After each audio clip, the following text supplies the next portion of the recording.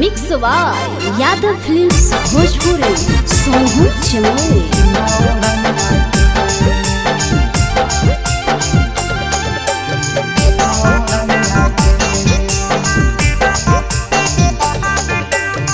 सिनवा उतान चलो ही करही मन मांगी छौरी बिना ओढ़निया के। सिनवा उतान चलो ही करही मन मांगी छौरी बिना ओढ़निया के। हे गे बिना ओढ़निया के घुरही जमुई के बजरिया छौरी बिना ओढ़निया के।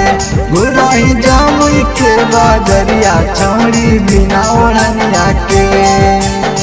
सिनवा उतानी चलो ही करही मन मानी छौरी बिना ओढ़निया के। सिनवा उतानी चलो ही करही मन मानी छौरी बिना ओढ़निया के। हे गे बिना ओढ़निया के घुरही जमुई के बजरिया छौरी बिना ओढ़निया के।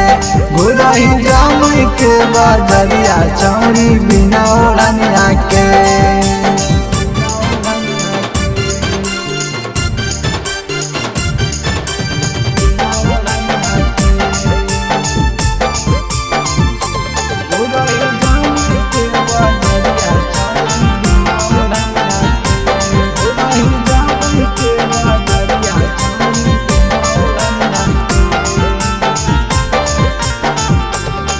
हे लुटले तो कोई माजा धरी के अपन पाजा। कतन कर भी माई माई छौरी हो तो बड़ी साजा। हे लुटले तो कोई माजा धरी के अपन पाजा। कतन कर भी माई माई छौरी हो तो बड़ी साजा।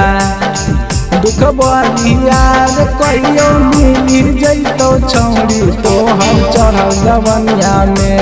हे गे चढ़ल जवनिया में घुरही जमुई के बजरिया छौरी बिना ओढ़निया के। घुरही झाझा के बजरिया छौरी बिना ओढ़निया के।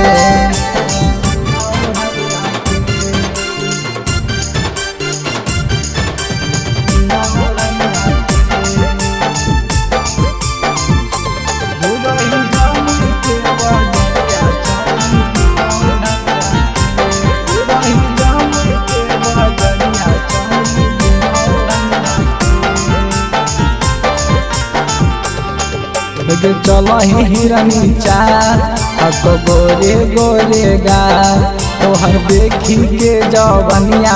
हे बुढ़बो कहो माँ